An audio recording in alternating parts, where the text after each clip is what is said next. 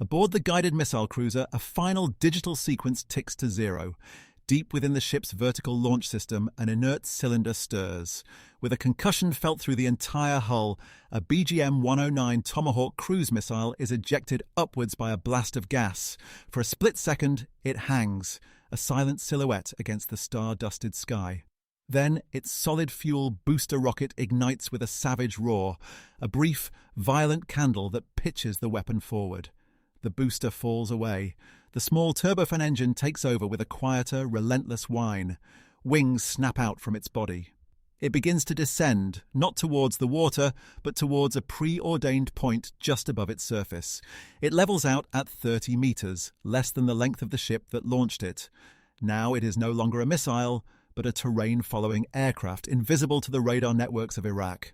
It is flying a map, a digital ghost following a path programmed days before. Its target is over 700 miles inland. It will not deviate, will not climb, will not show itself. It is the answer to a question the Soviet Union did not fully realize it had been asked, a question written in the mountains of Afghanistan over a decade of war.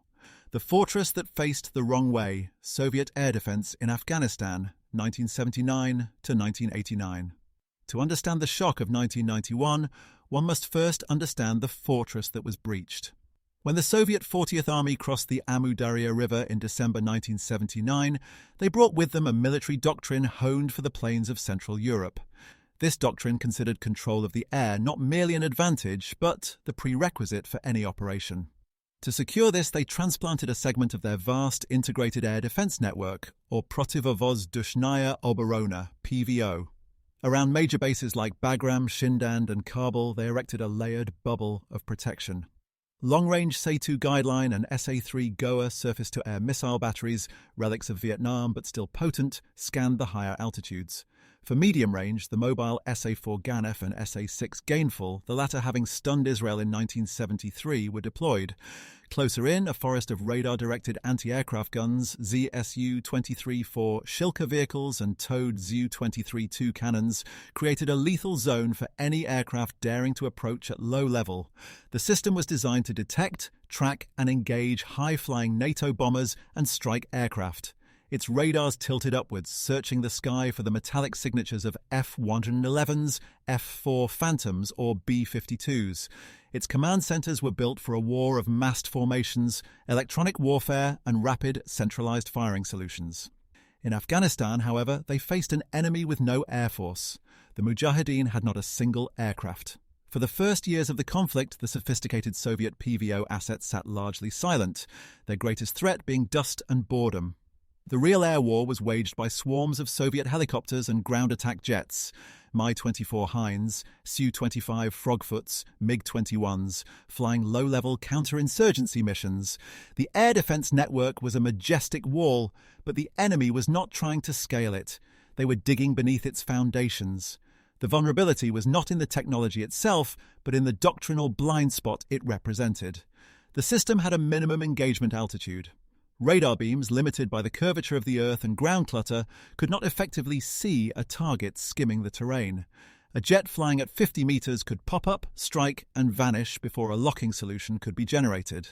This was a known flaw, mitigated in Europe by the expectation of high-intensity conflict where low-flying aircraft would be rare and vulnerable to other threats. But in Afghanistan, the entire battlefield was low altitude. The Mujahideen moved through mountain passes, river valleys and labyrinthine Karez irrigation tunnels. They transported weapons on donkeys along ancient goat trails. Their logistics were invisible because they existed beneath the radar's field of view, both literally and figuratively. Then, in 1986, the dynamic shifted with a sharp, piercing sound. The United States, through the CIA's Operation Cyclone, began supplying the Mujahideen with the FIAM-92 Stinger missile. This was not a bulky, radar-guided system requiring a crew and a vehicle. It was a man-portable fire-and-forget weapon. Using an infrared seeker, it homed in on the heat signature of an aircraft's engines. Its effective range was short, but its impact was apocalyptic. A Mujahid could climb a ridge, shoulder the launcher, and acquire a target in seconds. The Stinger did not just shoot down aircraft, it inverted the entire psychology of Soviet close air support. they began flying higher to avoid the Stinger's envelope, which ironically made them more visible to other, less prevalent threats and drastically reduced their accuracy. The casualty rates soared. The Stinger was a terrifying tactical shock, but to Soviet generals it was still a tactical problem, a point defense weapon wielded by infantry. It confirmed the threat of the low-altitude envelope, but it did not fundamentally invalidate their doctrine of deep, layered air defense for strategic protection. It was a mosquito that could kill, but the walls of the fortress, they believed, remained standing against the real threat: strategic air attack. They were wrong. The Stinger was the first symptom. The disease was a complete reimagining of the geometry of warfare, and the cure was already being engineered in American laboratories. While Soviet generals grappled with the low-tech, high-impact reality of the Afghan war, a silent revolution was taking shape in the deserts of California and the corridors of the Pentagon. This revolution was the modern cruise missile, and its genesis lay in a Cold War puzzle mirroring the one the Soviets now faced: how to penetrate the world's most dense and lethal integrated air defense system, the one protecting the Soviet Union itself. The concept was not new. The German V-1 Buzz bomb of World War II was a crude progenitor, a simple pulse jet-powered drone flying a straight course, but it was inaccurate and flew at altitudes easy to intercept. The breakthrough that transformed this idea into a strategic weapon was the marriage of miniaturized turbofan engines, advanced warhead design, and, most critically, the microchip, S. Answer emerged in two forms: the Air Force's AGM-86 Air-Launched Cruise Missile, ALCM, carried by B-52 bombers, and the Navy's versatile BGM-109 Tomahawk, capable of being launched from submarines, surface ships, and ground batteries. The Tomahawk's magic was not in its speed, it was subsonic, a leisurely 550 miles per hour, but in its brain. It navigated not by radio guidance, which could be jammed, or by an inertial system alone, which would drift, but by a technology called terrain contour matching, or TERCOM. Defense Mapping Agency would take highly detailed radar altimetry maps of the missile's intended flight path. This topographical data, the precise height of mountains, valleys, and deserts, was digitized and loaded into the missile's computer memory. In flight, the missile's radar altimeter would constantly measure the ground passing beneath it. It would compare this real-time profile to the digital map in its memory. If it detected a deviation, tiny adjustments were made to its flight controls. It was, in essence, flying a pre-recorded track of the Earth's surface with an accuracy measured in meters. For the final approach to a hardened point target, an even more precise technology took over: digital scene matching area correlation, or DSMAC. A camera in the missile's nose would capture an image of the target area and compare it to a stored satellite or aerial photograph, making terminal corrections to ensure the warhead struck not just the right city block, but the right window. This combination of TERCOM and DSMAC meant the missile required no communication with its launcher after the moment of firing. It was a completely autonomous, all-weather, day or night weapon. The strategic implications were profound. To deliver a 1,000-pound conventional or nuclear warhead deep into enemy territory, you no longer needed to risk a multi-million-dollar aircraft and a highly trained pilot. You did not need to achieve air superiority or even air parity. You needed a coordinate, a detailed map, and a launch platform that could remain hidden hundreds of miles away. The geometry of attack shifted from a direct, contested line to a patient, circumventing curve. The missile would not challenge the air defense network, it would simply ignore it, flying underneath its radar coverage, weaving through its coverage gaps like water finding cracks in a dam. This was the weapon system that was achieving initial operational capability in the early 1980s, just as the Stinger was entering the Afghan battlefield. Both exploited the same Soviet vulnerability, the blind spot at the interface of earth and sky. But one was the weapon of a guerrilla, a desperate and brilliant defensive tool. The other was the weapon of a superpower, a calculated surgical instrument of strategic offense. They were two ends of the same spectrum, and when the Tomahawk finally saw combat, it would provide a devastating, post-hoc clarity to the Soviet experience in Afghanistan. The mountains had not been an anomaly, they had been a preview. For the Soviet senior command, the war in Afghanistan was not just a military campaign, it was a persistent, grating anomaly. Their mindset was forged in the crucible of the Great Patriotic War and refined for an apocalyptic confrontation on the plains of Europe. Victory in their playbook was achieved through the synchronized application of overwhelming force, massed artillery, armored fist assaults, and control of the airspace above the battlefield. This was a doctrine of centralization, of top-down control, where initiative was secondary to the flawless execution of the plan. The air defense, PVO forces, were a perfect manifestation of this philosophy. They were not a flexible support element, they were a rigid, continent-scale system. Radar stations, missile batteries, and interceptor regiments were all nodes in a vast, centralized network. Reports flowed up the chain. Firing solutions were calculated at command posts. Engagement orders flowed down. This system was brilliant for tracking and engaging known predictable threats, squadrons of bombers following anticipated penetration routes. It was a system built for symmetry, for an enemy that played by the same rules of mass and formation. Afghanistan shattered this symmetry. The PVO's radars, designed to look upwards and outwards, gazed uselessly across empty skies. The intricate dance of acquisition and lock-on was irrelevant against an enemy that moved on foot and by donkey. The general's first response was not to adapt the system, but to force the conflict to conform to it. They applied the tools they had, immense aerial firepower in the form of bombing campaigns and helicopter gunships, and sweeping mechanized operations to clear bandits from valleys. When the Mujahideen retreated into the mountains, the Soviets saw it as a victory of their method. The enemy was fleeing the concentrated power of the state. The introduction of the Stinger in 1986 delivered a profound doctrinal shock. Here was a weapon that operated on a completely different principle: decentralization. It required no radar, no command post, no complex logistics train.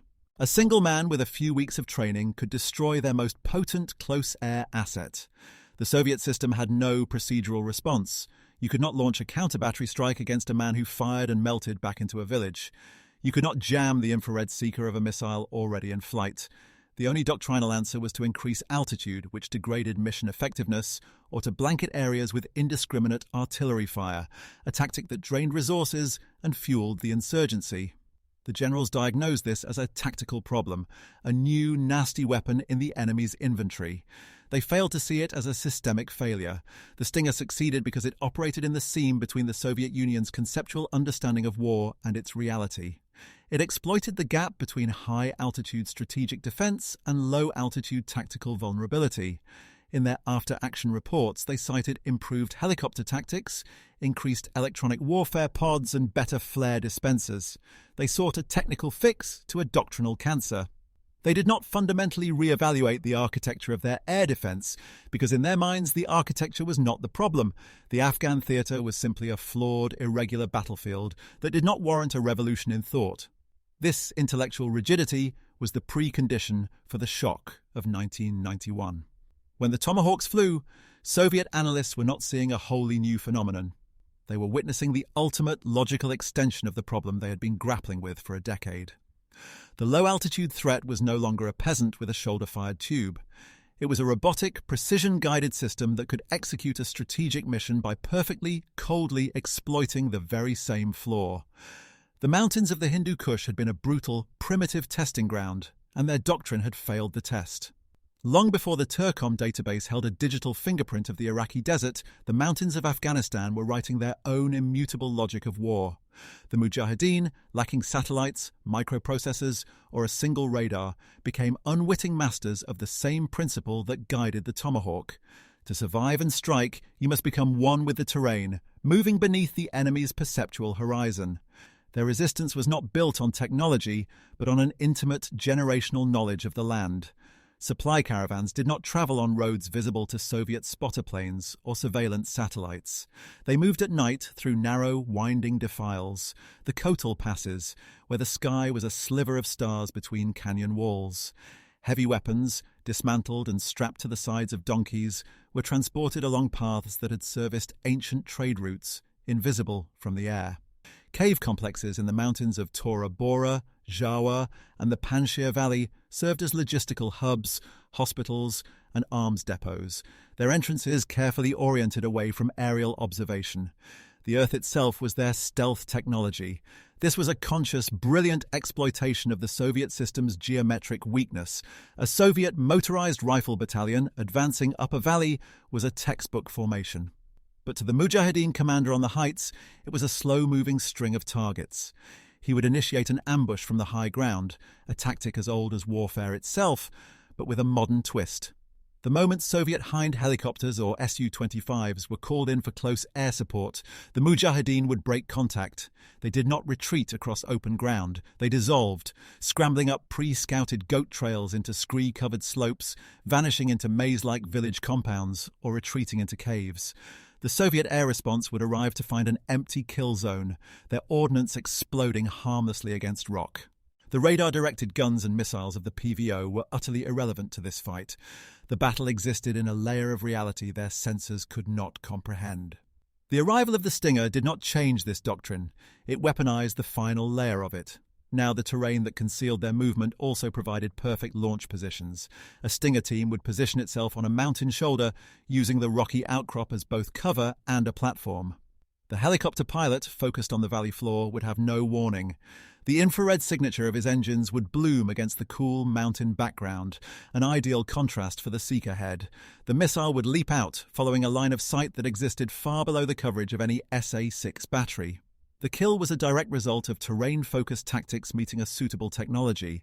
In this sense, the Afghan Mujahid and the American Tomahawk mission planner were solving the same problem with different tools. The Mujahideen used human memory and ancestral knowledge to navigate the terrain's folds. The Tomahawk used a digitized radar map. The goal was identical: achieve tactical and strategic effect by moving through the enemy's blind spot, the domain where his most powerful sensors and weapons were rendered null. The relentless, grinding success of the Mujahideen in surviving and bleeding the 40th Army was a decade-long real-world proof of concept. It demonstrated with brutal clarity that a force that mastered the lowest altitudes, whether on foot or by automated wing, could negate the technological advantage of a superpower. They had validated the theory of low observable penetration through sheer, stubborn repetition. The United States was simply preparing to execute the same theory with industrial precision and global reach. The journey from the V-1's crude, buzzing terror to the Tomahawk's silent, surgical certainty was a decades-long sprint through the frontiers of aerospace engineering, computing, and geopolitical necessity. It was a story not of a single eureka moment, but of the relentless convergence of specialized technologies, each solving a critical piece of the penetration puzzle. The first and most fundamental challenge was endurance. A missile flying hundreds of miles at treetop level needed a power plant that was both incredibly fuel efficient and compact. The answer emerged from the small turbofan engine, a technology perfected in the 1960s. Unlike a turbojet, a turbofan uses a large fan at its front to bypass most of the incoming air around the hot core, providing high thrust with dramatically lower fuel consumption. Miniaturizing this for a missile body resulted in the Williams F-107 engine, a powerhouse no larger than a suitcase, capable of propelling a Tomahawk over 1,000 miles on a sip of fuel. It gave the missile the range to launch from the safety of international waters and the loitering ability to time its strike with other elements of a complex air campaign. But range was useless without precision. Snark or the Soviet Sopka were essentially unmanned bombers following inertial guidance. Over long distances, tiny errors accumulated into misses measured in kilometers. The breakthrough was terrain contour matching. The concept was audacious: turn the Earth's own topography into a guidance system. To achieve it required two parallel revolutions. First, in remote sensing, the United States embarked on a secret global mapping mission, using radar altimeters and other sensors aboard modified aircraft and satellites to chart the world's surface in unprecedented three-dimensional detail. These tapes of terrain data became a strategic asset as valuable as any weapon. Second, and just as crucial, was the microprocessing revolution. The missile's computer had to store massive digital maps, process real-time radar altimeter data, and perform constant comparative calculations, all while withstanding the vibration and G-forces of launch and flight. The development of rugged, miniaturized, high-speed microprocessors in the 1970s made this possible.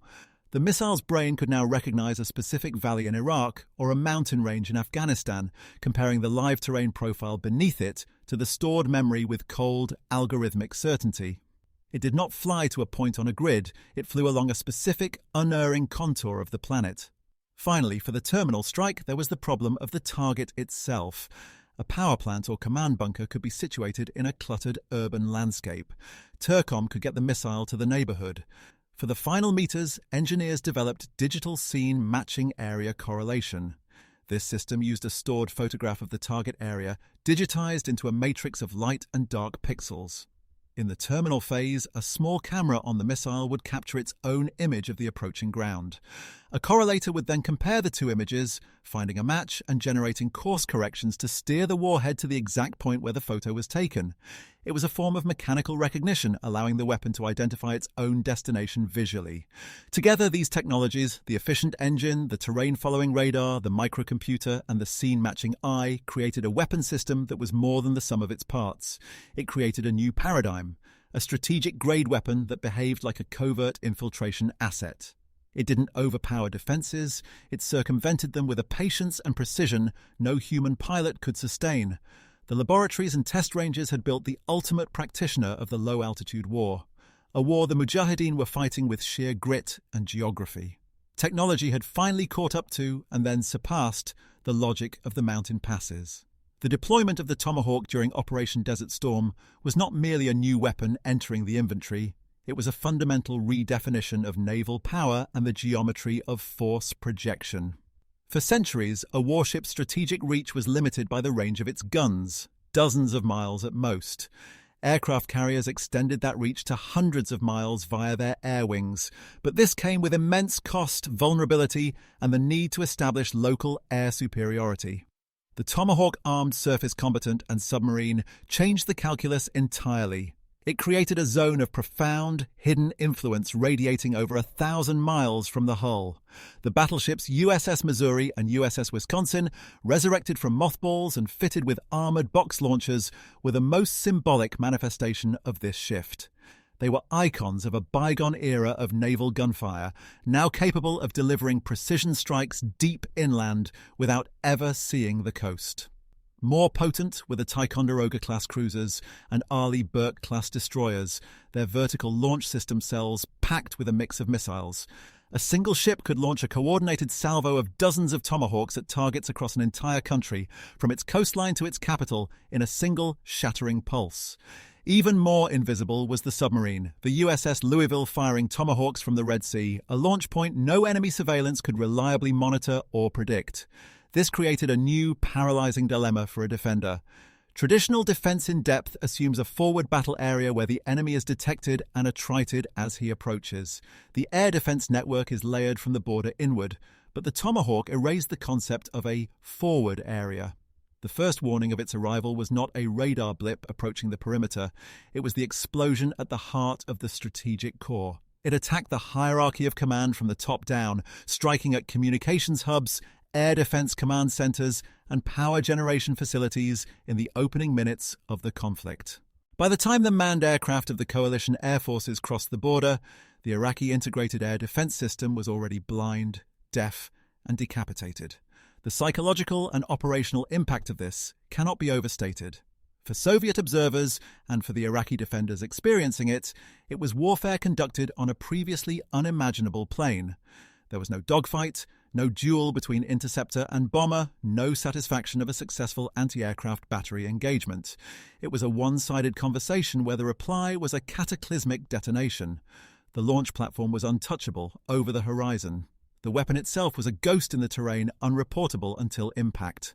The defense had no event to react to, no moment of interception to attempt. It was a perfect demonstration of what strategists call inside-out warfare, bypassing an enemy's strength to strike directly at its vital organs. In the context of the Afghan experience, this was the haunting conclusion. The Mujahideen, using donkeys and mountain trails, had shown that Soviet logistics and fixed bases were vulnerable to an enemy that refused to engage on the open field.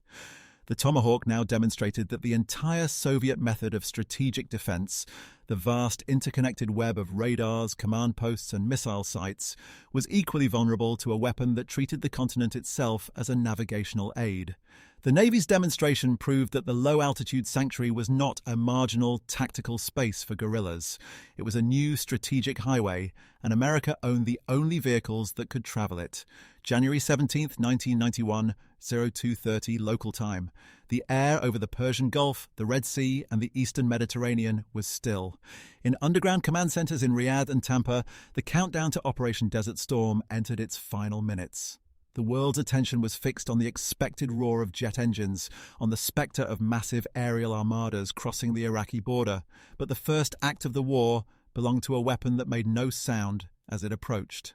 At 0251, aboard the USS San Jacinto in the Red Sea, the order was confirmed. At 03 exactly, the first of 52 Tomahawk cruise missiles tasked with the opening salvo ignited its booster and angled into the night. Within minutes, a synchronized ripple of launches spread across the fleet. From the battleship USS Wisconsin in the Persian Gulf, Tomahawks ascended on pillars of flame before dipping seaward.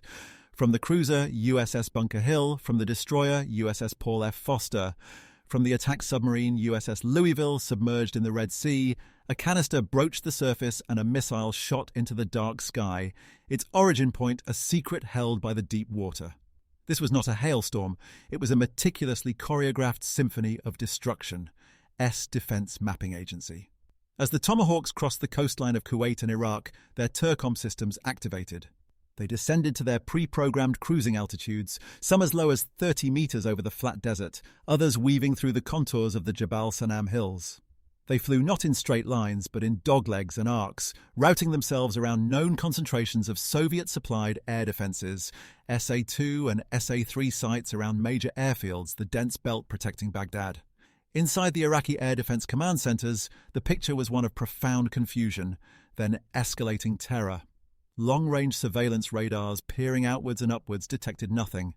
There were no massive bomber formations, no swarms of strike aircraft painting the scopes. Then, local low-altitude radars designed to track helicopters and low-flying aircraft began to flicker with contacts.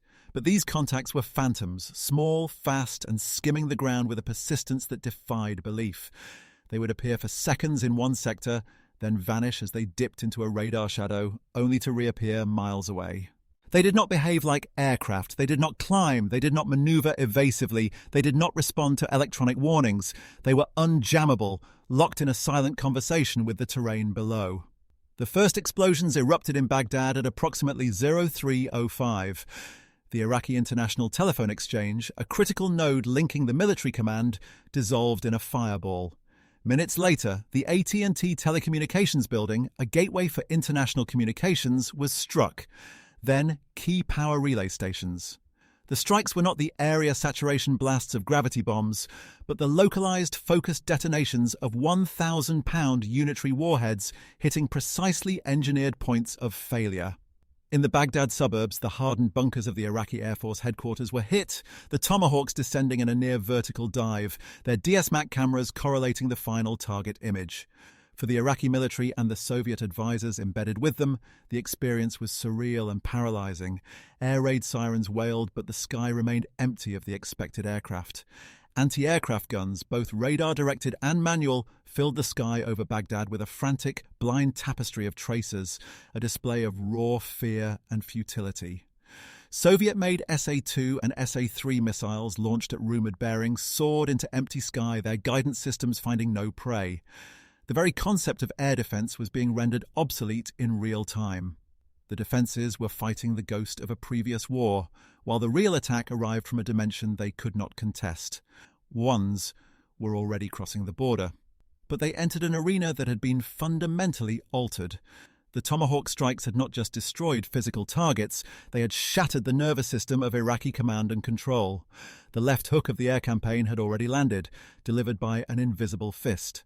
As the first images of shattered Iraqi command bunkers and smouldering communication towers flickered onto intelligence screens in Moscow, a profound, cold realization began to settle over the Soviet military establishment. The primary audience for the American demonstration in Iraq was not the Arab world, or even Europe, it was them. And the viewing room was the tense, hushed environment of the main intelligence directorate, GRU, and the analysis cells at places like the Kubinka Air Base and the Frunze Military Academy. For Soviet analysts, the performance of the Tomahawk was not a novelty, it was a horrific confirmation. They possessed the technical specifications of the weapon, understood the principle of TERCOM in theory, but theory and witnessing its operational effect were two different realities. Their initial assessments, based on intercepted data and reports from military attachés in Baghdad, focused on the tactical details, the flight profiles, the near-total invulnerability to Iraqi air defences, which were in large part Soviet-built and Soviet-operated, the staggering accuracy. Each detail was a direct counterpoint to a failed tenet of their own doctrine. The first and most devastating insight was the total negation of strategic air defense. The PVO system, the pride of the Soviet armed forces, was designed to create an impenetrable bubble over the homeland. Its efficacy depended on early warning, tracking, and layered engagement. The Tomahawk rendered all three irrelevant. By flying nap of the earth, it provided no early warning. Its small radar signature and low altitude made continuous tracking by ground-controlled intercept radar impossible, and by the time it could be visually or locally acquired, it was seconds from impact, leaving no time for any layered engagement. The entire magnificent, costly architecture, from the early warning radars on the periphery to the SA-10 batteries around Moscow, had been bypassed by a subsonic robotic mule. Secondly, the strikes revealed a terrifying shift in the correlation of forces. Navy destroyer, a platform they categorized as a tactical asset, now wielded strategic offensive power previously reserved for bomber regiments or ballistic missile submarines. The geography of threat expanded exponentially. No longer was the primary threat vector across the North Pole or the Fulda Gap. It was now every coastline, every sea lane, within 1,000 miles of a Western warship. The Soviet Navy, built around the concept of defending bastions for its ballistic missile submarines, was suddenly faced with an enemy that could strike its own coastal infrastructure from standoff ranges with conventional precision. But the most poignant and personally galling analysis drew the direct line back to Afghanistan. Senior officers who had served in the 40th Army watched the footage and saw, in the Tomahawk's terrain-hugging persistence, the ghost of Mujahideen supply caravans winding through the Hindu Kush. They saw in its precision strike the ultimate evolution of the Stinger ambush. A one-shot, one-kill engagement executed not by a tribesman from a ridge, but by a silicon brain from over the horizon. The decade-long struggle against an enemy that mastered the low ground had been a grueling, real-world experiment. The experiment's result, delivered in the deserts of Iraq, was that their doctrine had failed. The Mujahideen didn't have the wrong kind of army. The Soviet Union had the wrong kind of war machine. The shock was not merely technical, it was existential. It arrived at the worst possible moment, as the Soviet Union itself was fracturing. The military, a pillar of the state, was being presented with irrefutable evidence of its own obsolescence. The weapon that stunned them was not a fantastical Star Wars project, but a conventional system that exploited a fundamental and now glaring flaw in their worldview. The turning point was not on a battlefield, but in their own minds. The confident, deterministic doctrine of combined arms, mass, and centralized air defense had met its counter-doctrine: distributed, precision, and the strategic exploitation of terrain. In the analysis rooms at Kubinka, the maps of Afghanistan were being restudied not as a counterinsurgency problem, but as the first crude blueprint for their own defeat. Immediate military consequences, 1991 to 1995. The dust had barely settled over Baghdad before the frantic, debt-ridden scramble began in Moscow and its successor states. The performance of Western, primarily American, technology during Desert Storm was not just a victory, it was a systemic indictment. For the Russian military, inheriting the shattered remains of the Soviet arsenal, the immediate post-1991 period became a desperate race to close gaps that had been blown wide open. The cruise missile threat specifically triggered a fundamental re-evaluation of air and missile defense, a field where they had once claimed supremacy. The first priority was addressing the low-altitude, terrain-following blind spot. The existing workhorse systems, the SA-2, SA-3, SA-4, SA-6, and even the more modern SA-11 Gadfly were all optimized for engaging aircraft and helicopters at low to medium altitudes. Their radars struggled with extreme ground clutter, and their engagement cycles were too slow for a small, fast, pop-up target like a cruise missile. The answer was a new generation of systems emphasizing mobility, panoramic surveillance, and point defense. The SA-15 Gauntlet TOR system, entering service just as the USSR collapsed, gained new urgency. It was a tracked vehicle carrying its own surveillance and engagement radars and 8 missiles in vertical launch cells, designed specifically to defend against precision munitions, aircraft, and crucially, cruise missiles. It could operate on the move, providing a protective bubble for mobile formations, a direct lesson from the vulnerability of static Iraqi sites. Similarly, the SA-19 Gripen, 2K-22 Tunguska, and its successor, the Pantsir S-1, represented a fusion of gun and missile technology for last-ditch point defense. These systems combined radar and optical tracking with rapid-firing cannons and short-range missiles, creating a dense shotgun effect to kill anything that leaked through outer defenses. They were the acknowledgement that against a saturation cruise missile attack, some would get through, and the final protection of critical assets would be a brutal, close-range knife fight. Perhaps the most telling development was in the realm of early warning. The traditional radar chain was useless against the Tomahawk. The response was a push for airborne early warning and control AEW&C systems, like the troubled Bereave A-50 mainstay, an analogue to the American E-3 Sentry. Flying high above the terrain, an AEW&C plane's radar could look down and, in theory, detect low-flying cruise missiles against the background of the Earth, a capability that ground-based radars physically could not achieve. Furthermore, there was a renewed but cash-strapped investment in over-the-horizon OTH radar, which uses ionospheric bounce to detect threats at extreme ranges, hoping to see the launch platforms, the ships and submarines, rather than the missiles themselves. The psychological impact also forced a doctrinal shift, albeit a reluctant one. The concept of reconnaissance strike complexes, a Soviet theory linking long-range sensors to long-range fires, took on a new defensive meaning. If the enemy could strike from any direction with precision, then your own forces had to be dispersed, mobile, and protected by layered organic air defenses. The massed textbook formations practiced on the East German plains were now suicide notes. The new, impoverished Russian military began to talk, though with limited ability to implement, about network-centric warfare, about the importance of electronic warfare to disrupt the guidance links of such weapons, and about asymmetric responses, because matching the West cruise missile for cruise missile was economically impossible. This period, from 1991 to the mid-1990s, was characterized by a painful duality. On one hand, there was a clear, accurate intellectual understanding of the threat and the required solutions, born from the shock of Iraq and the retrospective analysis of Afghanistan. On the other, there was a nearly complete lack of financial and industrial capacity to implement these solutions at scale. The Russian military of the 1990s became a museum of Soviet might and a laboratory for future concepts, all while its soldiers went unpaid and its ships rusted at pierside. The lesson had been delivered with devastating clarity, but the means to learn it were dissolving in their hands. The shockwaves from the Iraqi desert did not just ripple forward into future Russian procurement plans, they rolled backward in time, casting the entire Soviet experience in Afghanistan into a new, unforgiving light. For the veterans, analysts, and surviving generals of the 40th Army, the 1990s became a period of grim historical reckoning. The conflict was no longer just a bleeding wound, a tragic political misadventure. Through the lens of Desert Storm, it was reframed as a vast, unwitting field test, and their side had failed the test.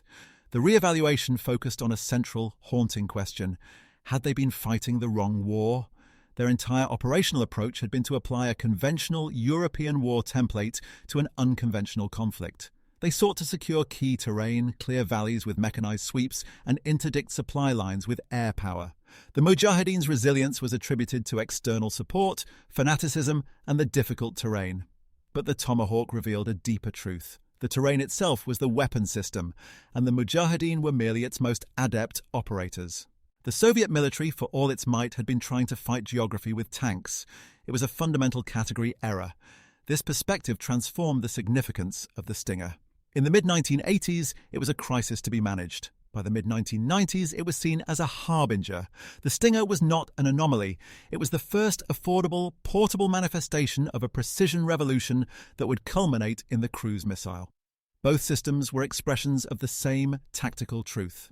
In the modern age, a single, low-signature, precision-guided munition could inflict catastrophic cost on a complex, expensive platform. The Hind helicopter lost to a Stinger on a ridge outside Jalalabad was a microcosm of the SA-2 battery in Baghdad being blinded by a Tomahawk.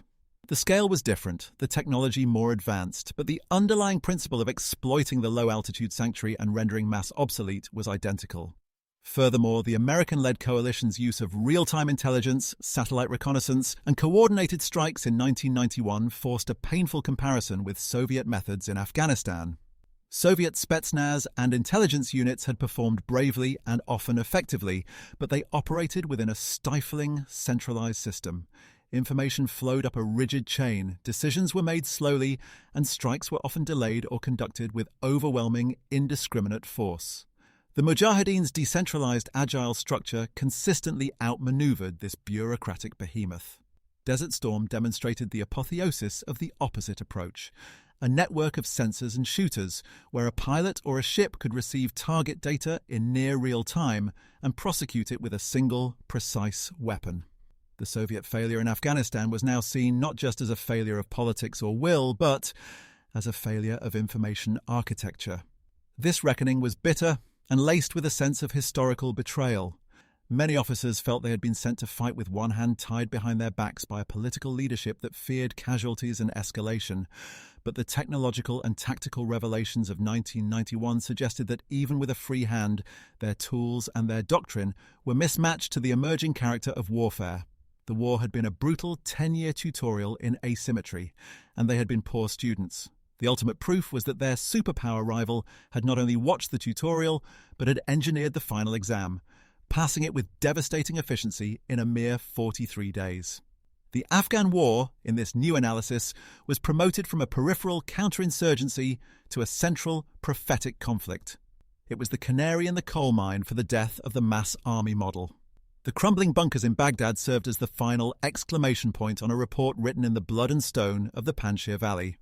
The blow to institutional pride was profound, and it seeded a deep, lasting obsession in the Russian military psyche with asymmetric threats, with the weapons of the weak, and with the terrifying potential of Western precision, an obsession that would shape its actions for decades to come.